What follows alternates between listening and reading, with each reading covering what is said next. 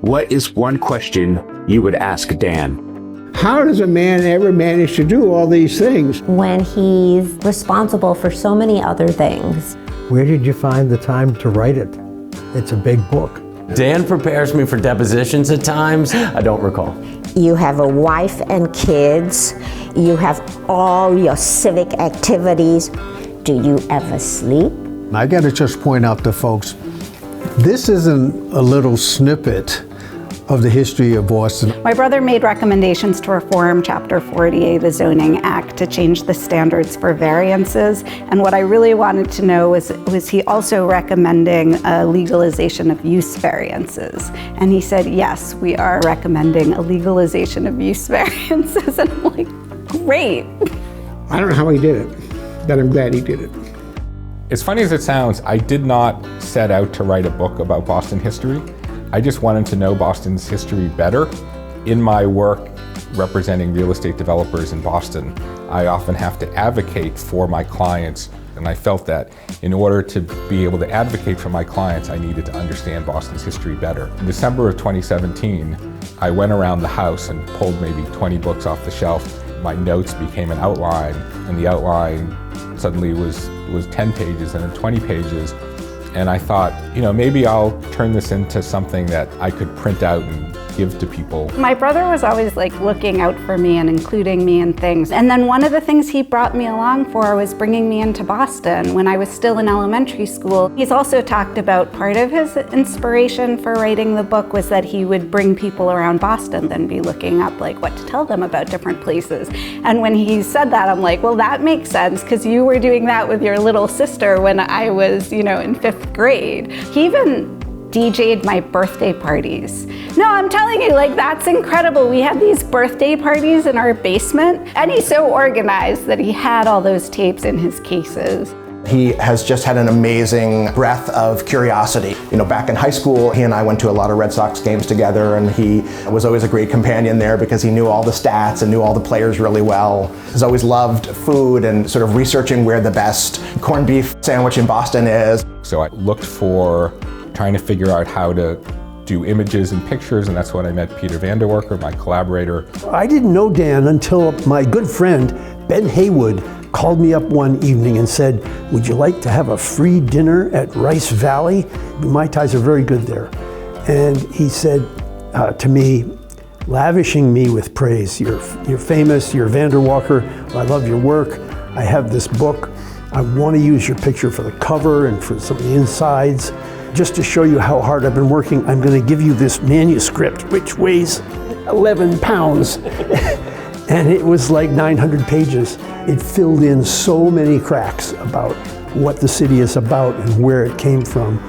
Well, my favorite 4-point story is the one that you documented photographically, is putting a tunnel through there for the Big Dig. That cost, and the engineering is just people complained about the cost of the Big Dig, and $4 billion went into that. It was going over a subway line, under a train tracks, freezing the soil. It just took forever. The engineering is insane. And nobody really gets that that's what had to happen, and it's a shame. I read that he had led a breakaway group of lawyers. I thought, this takes a lot of courage. He saw it through, and what do we have today? We have the most prominent boutique permitting firm in the city, widely recognized. I love his persistence. I think in the environments we work in now, you just have to understand it's got to be infinite to try and attack some of the things you're up against. Dan is a true Renaissance man. We have been partners in crime and buddies on the litigation war field for so many years, and now we are engaged in company building of this small activist opera company. And I'd like to think that I had a little something to do with his legal training. Cities are successful, innovation happens when there are these really 3 factors. Since my name is Daniel Dain with 2 Ds, I like the idea of coming up with a bunch of Ds. So I call it the 3 Ds: density, diversity, and good urban design. And obviously it's not quite as simple as that, but it's a good framework for thinking about it. When you create those environments that are attractive, people want to spend time there. So how do you create those spaces that bring a lot of people together? So that's the density. And by diversity, it's, yes, racial diversity, but it's socioeconomic diversity, it's cultural diversity, and the social science research tells us when you exchange ideas with people with different experiences, that's when innovation happens. This is just tremendous adaptive reuse here, using these old warehouse buildings in a way that just brings lots of people. It's just fantastic urbanism here. I like the way this building's been adapted like 3 times. By Children's Museum, and then an add-on, and then a park next to it, and then a boardwalk. I mean, it really is, these old buildings evolve. This generation of law students really want to be purpose-filled. He leads the discussion in talking about how policy choices in Boston real estate have really informed how neighborhoods have been developed. And so explaining that you can come and work at a firm such as ours and actually have impact. I've read almost every book about Boston history. I wrote a book myself about the 70s and the 80s. But I learned things reading Dan's book. Wicked smart. If you want to know how the city of Boston was created, how communities and neighborhoods interacted throughout the history of Boston, this is the book that you want to get. Well, so the courthouse is an interesting urbanism question, right? So the courthouse has some really good elements to it, right? So you have the brick arches, which are very sort of Richardsonian in style. On the other side facing the water is the big glass atrium, which has phenomenal views. It does the park along the water, which is really nice. It's full of people. But on the other hand, where the building meets the neighborhood is kind of a big brick facade that doesn't really welcome you in. It's a public building, but it doesn't say, like, come on into the building. Now, it is a courthouse, so it's both open to the public, but also has a private aspect to it. And I love the quotes along the facade here. Douglas Woodlock fell in love with those quotes and was responsible for getting every one cut in stone. I think they're really beautiful. They're really, why are really we here? Great. What is our business here? They did a great job choosing the quotes. So there's a lot to like about the courthouse, but I wish it met the neighborhood in a way that integrated more.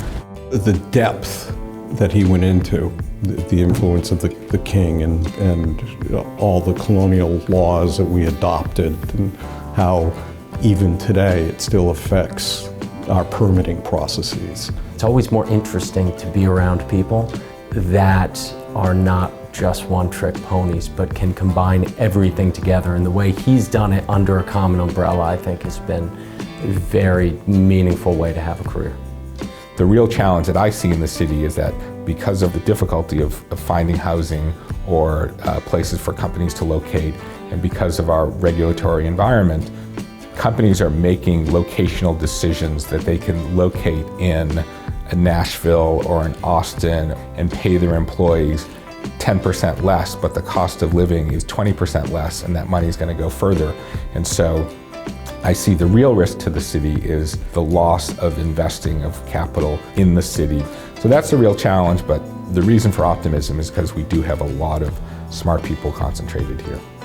He is there in the moment, even though he's also like 300 years ago, 400 years ago in Salem, like figuring out what's going on with the witch trials. He's able to delve so deeply into the details and the history of Greater Boston and what's going on with his kids and what's going on with his sister and his parents, and still to be present in the moment and with the people who are around him. He's the coolest. I'm so proud of him. One and done on the book.